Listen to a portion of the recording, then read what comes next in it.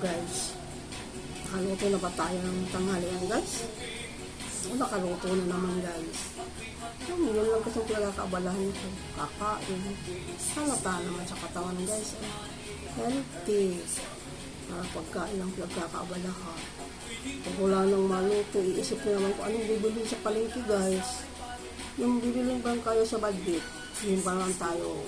Hindi naman tayo basta lang susubo na ang mawalang bibili. Nagtitili naman tayo kung anong kakasya ng budget natin, di ba guys? Ganyan na. Di ba kung punta dito sa bahay pa, nag-iisip ko na kung anong bibili ko na magkasya ang budget.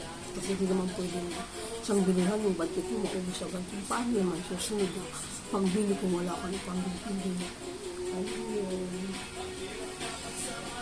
Kaya ako bago pumunta sa palengke guys, alam ko na agad kung anong bibiling ko. Pagdating doon, bili agad, uwi agad, bilis-bilis. Kasi pagka may natanong ako guys na medyo mahal, ay hindi ako bibili guys. Iwanan ko yan. Bago pag bumili ako ulit at nakita kong mura na, ayun, bibili na ako. Hindi ako sumusubo yung mahal, bibilin ko pa rin kasi gusto ko yan. No. Ay, maging wise tayo sa buhay guys. Matutunan natin na sinupi ng ating mga kapirahan kasi kawawa naghahanap buhay. Kaya ay matitira para wala lang tayo, may madudukot. Hindi na tayo kailangan pang pumunta sa kapitbahay para ka mangungutang doon. Mamaya, hindi ka pa binigyan sa mapangdok natin. Hanggat maaari, gawa-gawa rin tayo ng paraan.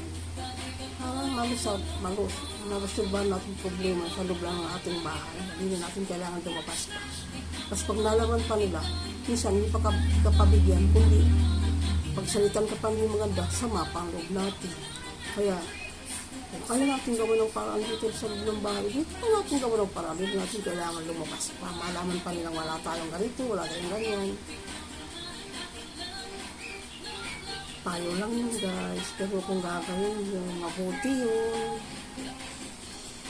Sige, thanks for watching guys. Advice ko lang yung isa yung mga guys, mga ka-friend.